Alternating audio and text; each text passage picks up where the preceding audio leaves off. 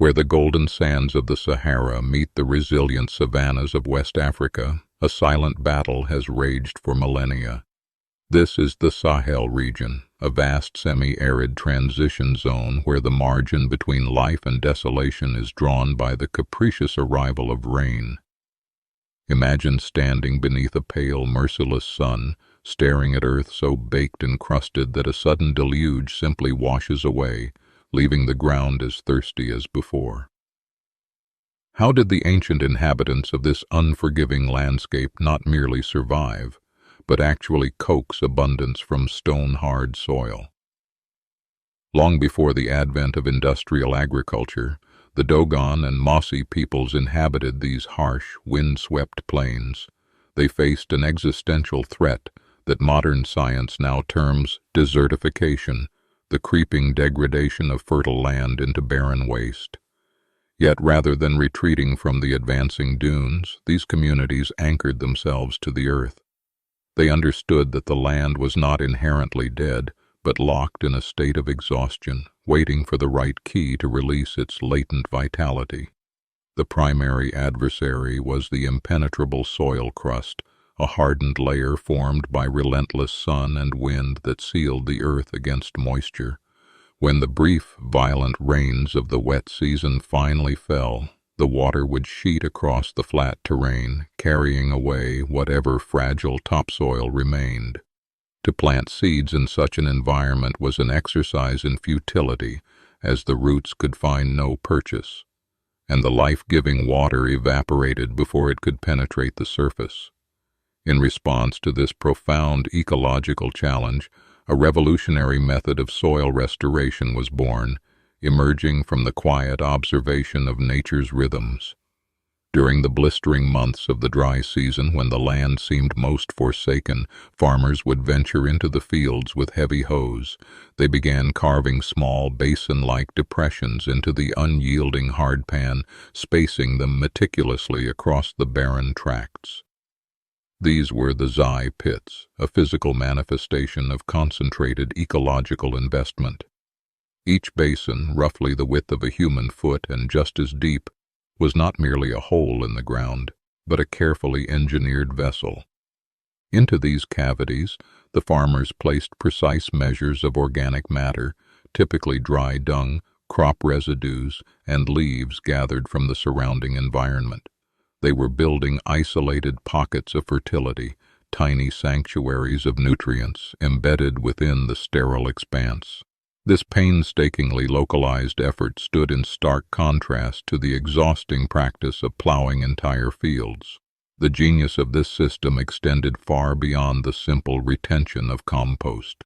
The organic matter placed within the basins served as an irresistible beacon for local termite populations, specifically those species that build subterranean networks.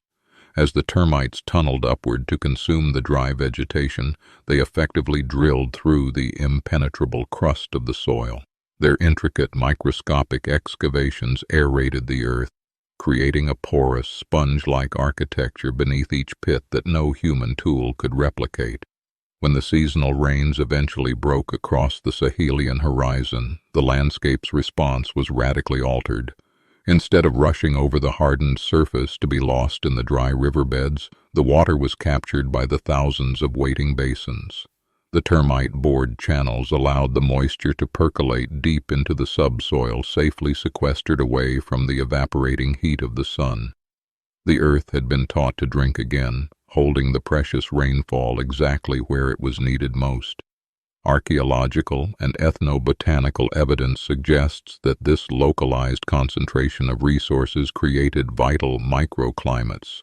Seeds sown directly into the compost-filled depressions germinated within a sheltered nursery. The walls of the basin protected the fragile young shoots from scouring winds, while the decomposing organic matter generated subtle warmth and released a steady, slow drip of vital nutrients. The young sorghum and millet plants thrived, their roots diving deep into the moisture reserves established by the termites. This was not merely an agricultural technique, but a profound cultural ritual that bound the community to the rhythm of the seasons.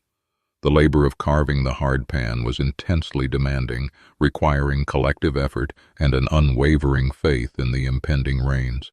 Families worked in unison under the dry season sun, their rhythmic strikes against the earth echoing a shared commitment to survival. The practice cultivated a deep social cohesion, weaving the health of the community directly into the fabric of the restored landscape. We find in this ancestral method a philosophy of profound humility and unparalleled efficiency.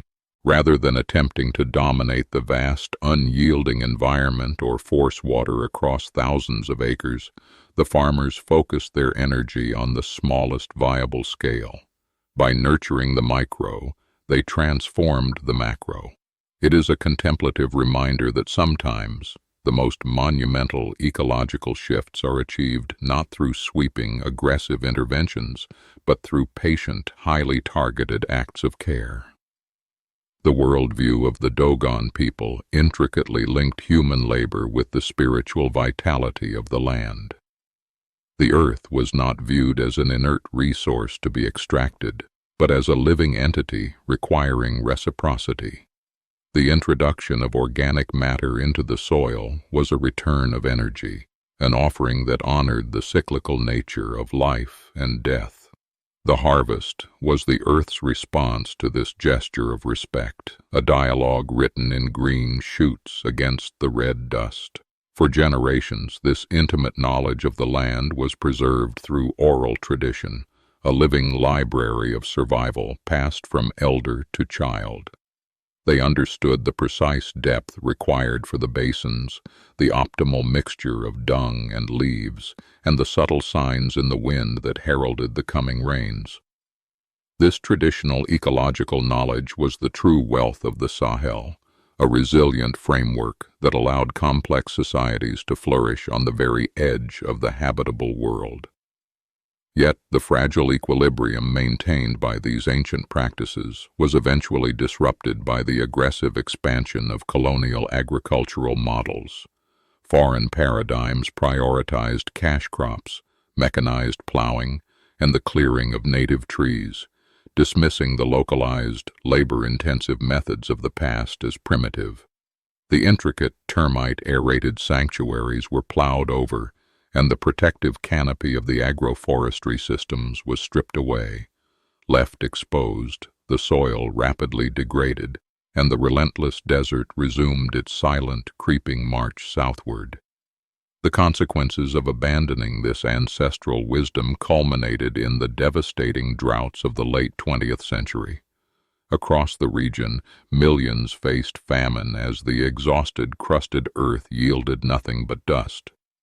The modern imported techniques failed spectacularly in the face of the arid reality, unable to capture the erratic rainfall or sustain the fragile topsoil. The landscape became a melancholic testament to the hubris of ignoring the deep localized knowledge that had sustained human life for millennia.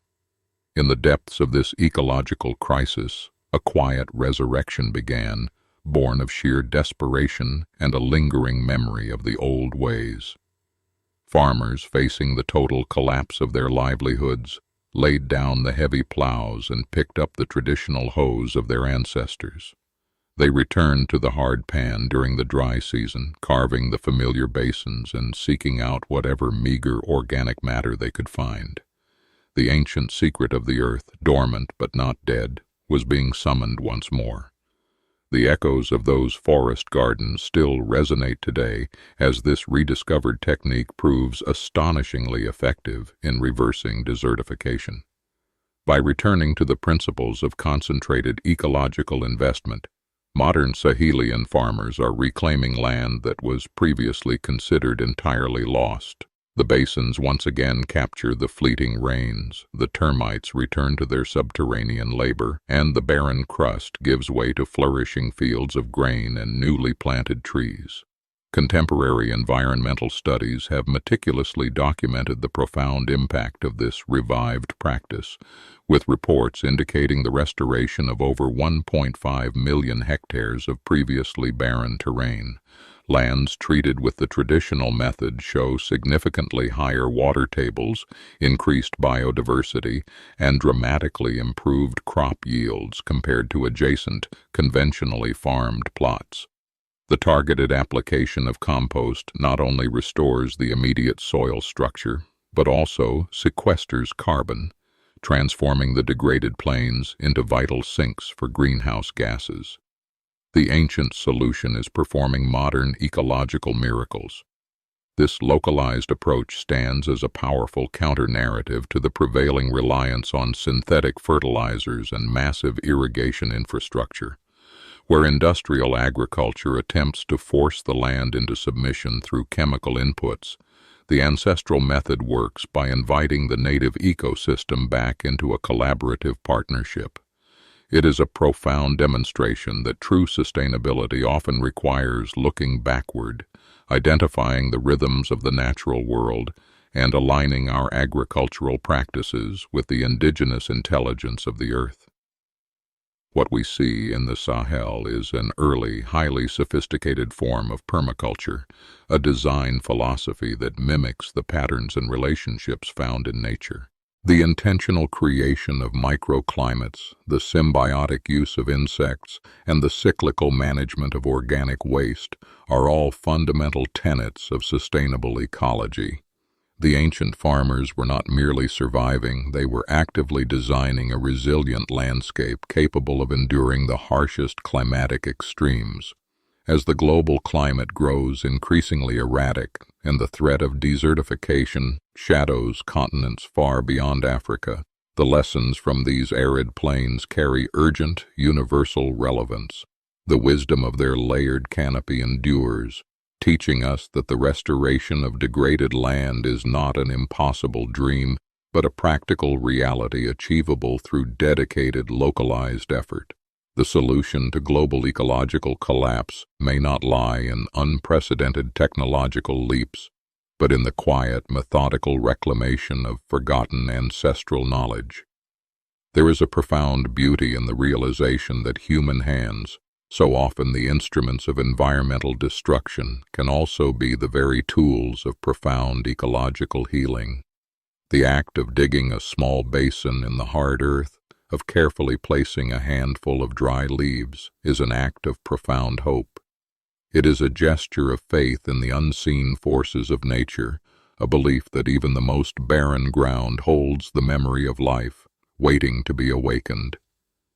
The story of the Sahel is not ultimately one of despair, but of enduring resilience and the deep, abiding partnership between humanity and the earth. As we face our own modern ecological crossroads, we might look to those sun-baked plains and the ancient life-giving basins carved into the stone.